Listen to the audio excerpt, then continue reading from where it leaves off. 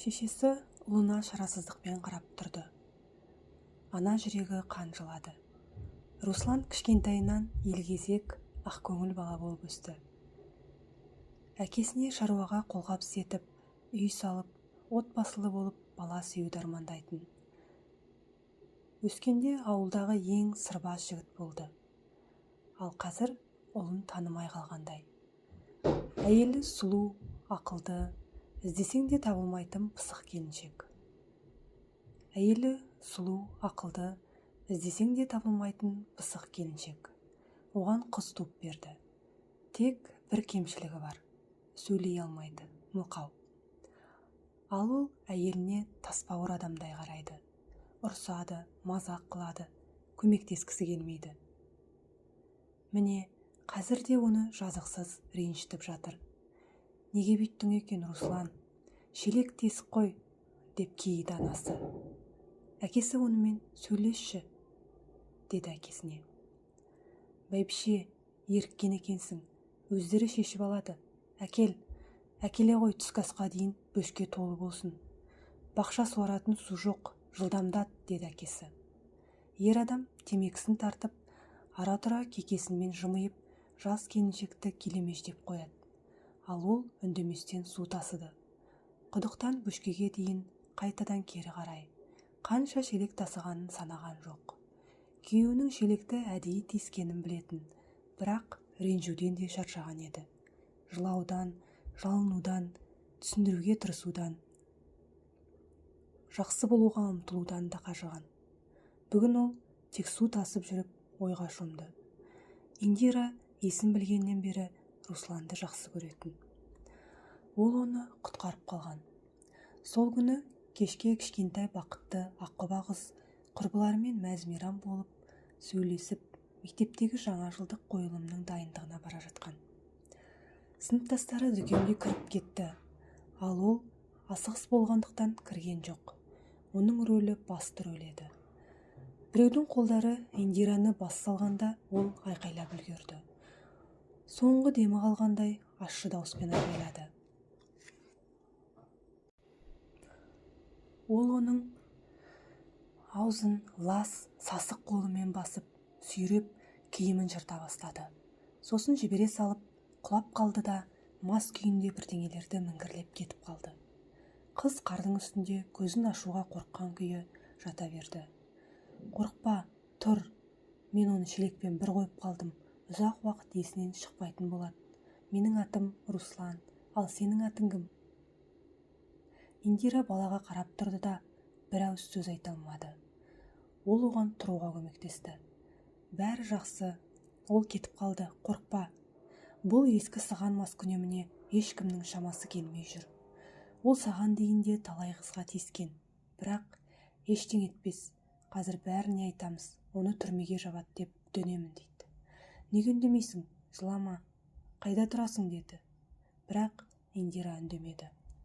Көзінен жас сорғалап ақты. Ол бұдан былай ештеңе сұраған жоқ. Тек қолынан ұстап өз үйіне алып барды. Ата-анасы жергілікті учаскелік инспекторды шақырды. Ол ұзақ уақыт бірдеңелерді жазып сұрақтың астына алды. Индира үндемеді. Оның айқайлағысы келді. Анасын сағынды. Қылмыскердің табылып жазаланғанын қалады. Бұл не, мылқау ма? Деп учаскелік инспектор қызға қарады. Жоқ, ол айқайлап көмекке шақырды. Мен оны танимын. Ол көрші сыныпта оқиды. Мылқау емес, деп Руслан ара түсті. Ол болған жағдайды жаны күйіп айтып беріп қылмыскерді іздеуге үгіттеді. Бірақ үлкендердің өз тактикасы бар. Ол түсініктеме бермейінше мен оны ұстай алмаймын. Жаз. Руслан қызға қағаз бен қалам ұсынды. Индира 3-ші сыныпта оқитын.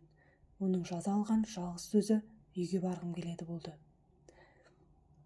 Кейін ата-анасы әуелі кейіп ұрысты, сосын ұялды. Ел не дейді деп уайымдады. Дәрігерлерге апарды. Оларды бәрінен бұрын қыздарының сөйлемей қалғаны мазалады. Ал Индира өмірін тасталған еткен адамды жазалауды армандады.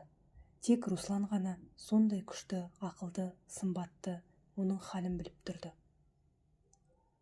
Мектептегі жаңалықтарды айтып, қылмыскерді табатынына уәде берді. Біраз уақыттан соң оны шынымен де тауып түрмеге жапты. Қыз мектепте оралды, бірақ бәрі басқаша болды. Бұрынғы жарқын жүзді, көңілді, сөйлек қыз Индира жоқ еді. Оның орнына тұйықталған мылқау Индира пайда болды. Руслан оған келуін қойды, оның өз қызықтары басталды. Ал қыз ол туралы ойламай тұра алмады. Ол қыз үшін батыр, ханзада арман болды. Міне қазір де ол күйеуіне қарап тұрып, оны танымай қалды. Ал оған арманы орындалғандай көрінген еді. Ол оны күтті, олар үйленді, қыздары бар. Қызы әкесінен алмайды. Не болды? Индира, біздің қалай танысқанымыз есіңде ме? Мен сені сонда бала кезіңде құтқарғанмын, деп Руслан әйелінің қолынан шелекті жұлып алды. Неге үндемейсің, Индира? Осының бәрінен қалай шаршадым десеңші. Мен жалықтым, түсінесің бе? Өз-өзіммен сөйлесуден шаршадым. Сенің мағыналы көзқарастарыңнан шаршадым. Сенің орныңа қызымызға бәрін түсіндіруден, әріп үйретуден, ертегі оқып беруден шаршадым. Сенің тым болмаса бір ауыз сөз айтқаныңды күтуден шаршадым. Сенің қолыңнан келеді ғой, кәне, айтшы. Ол айқайлап, ашуланып, шелекті лақтырып жіберді. Сосын кетіп қалды. Қызын алды да кетіп қалды. Индираның жаны бұрын-соңды мұншалықты ауырмаған еді. Оны мәңгілікке ұмытқысы келді. Оны қалай күткенін, әрбір жанары мен күлкісін қалай аңдығанын жадынан өшіріп тастағысы келді. Үзіліс кезінде оның сыныбының есігінің алдына қалай тұрғанын, сосын оның соңынан қалай бақылағанын ұмытқысы келді. Түнде оны басқа қыздардан қызғанып жылағанын, әскерге хат жазып жібермегенін де. Русланның да жаны ауырды. Ол артқы орындықта отырған, тоқтаусыз сөйлеп келе жатқан қызына қарады. Аққұба шашы өрілген, қара кірпіктері көлеңкелеген, үлкен сұр көздері бар. Ол жиі қызыңыз қандай әдемі дегенде еститін. Я, әдемі. Анасының бала кезіндегідей де жауап беретін. Ер адам әйелін алғаш рет мектептегі қойылымда көргенін есіне алды. Кейін үзілістерде оған қалай тамсанып қарайтынын. Содан кейін сол бір сұмдық жағдай болды. Ол мүлдем өзгеріп кетті. Руслан есейді, оның көптеген қыздары болды. Біреуіне тіпті үйленбекші болды. Көрші ауылға құда түсуге барғанда, ол қыз оны күліп тұрып қабылдамай тастады. Сол кезде оның қатты ашуланғаны бар еді. Үйіне таңға жоқ әрең жетті. Дәл сол кезде ол өзінің Индирасын қайта көрді. Ол таңертең автобусқа бара жатыр екен. Сымбатты, бойы аласа, иығына түскен толқынды шаштары мен үлкен сұр көздері бар. Ол жанынан өтіп кете алмады. Бойжеткен, тоқтай тұрыңызшы. Ол тоқтап үндеместен жымиды. Руслан оны қай жерде көргенін есіне түсіре алмай тұрды. Ол мылқау, деді автобус жүргізушісі, жігіттің босқа сөйлесуге тырысып жатқанын көріп. Сол кезде Индира кетіп қалды. Ал ол бала кезінде таң қалған сол қызды есіне түсірді. Содан бері Руслан Индираны тастаған жоқ. Таңертең аялдамаға дейін шығарып салып, кешке күтіп алатын. Шаруасына көмектесіп, үйіне сыйлықтармен апаратын. Оған қыздың өзіне деген нәзіктік пен таңданыспен қарағаны, әр кездесуге қуанғаны ұнайтын. Кейін ол оның қасында таңға дейін қалды. Индирамен бірге оған тыныш әрі жайлы болды. Ол оны түсінетін. Қыздың үндемегені жігітті еш қысылтпайтын және шаршатпайтын. Кейін ол бала күтіп жүргенін айтты. Содан олар үйленді. Бүгінде оның ең қымбат қазынасы қызы. Әр демалыс сайын ол оны не көрші ауылдағы көлге, не қаладағы әткеншектерге апаратын. Бүгін олар жай ғана далада тұрды. Қызы анасына гүл шоғын жинап жүрді, ал ол темекі шегіп тұрды. Неден қате кеткенін ойлады. Қастарына келіп тоқтады. Бұл оның жұмыстағы достар еді. Леха, неге тұрып қалдың? Көмек керек пе? Жоқ, бәрі дұрыс.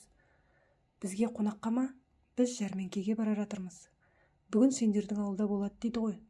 Әртістер келеді, қандай да бір шоу болады екен. Мен білмеппін. Жұмыстан басым айналып кетіпті. Кәне қызым, қыдыруға барамыз ба деп ер адам жанданып, қызын көтеріп алып көлікке қарай жүгірді. Ауылда халық көп еді. Сөрелерде дәмді тағамдар сатылып, шағын сахнада жергілікті ансамбльдер өнер көрсетіп, балалар аттракциондарда мәз болып жүрді. Үлкендер бұқа қамалған қоршаудың қасында жиналып, басты көріністі күтіп тұрды. Айнала қуаныш пен шаттыққа толы еді. Леша да қиындықтарын ұмытып, достарымен үстел басында демалып отырды. Қызы әткеншектің жанында жүгіріп жүрді. Бұқа қамалған жерде айқай-шу басталды. Олардың компаниясы айналадағы қарбаласқа мән бермей, әзілдесіп күліп отыра берді. Кенет Руслан айқайлаған дауыстарды естіді.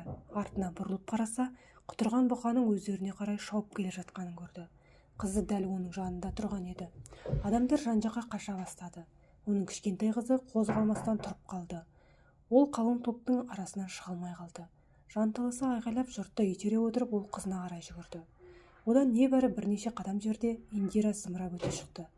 Ол қызын итеріп үлгерді, бірақ өзі бұқаның мүйізіне ілікті. Ер адамдар әйелді құтқаруға ұмтылды, жануарды сабасына түсірді, ал Индираны қалалық ауруханаға алып кетті. Руслан өмірінде бұлай қорыққан емес. Ол тіпті өзінен де қорықты. Әуелі қызы үшін, кейін әйелі үшін. Ол оларсыз өмірдің мәні жоқ екенін, Индира мен қызы оның бар байлық екенін түсінді. Оларсыз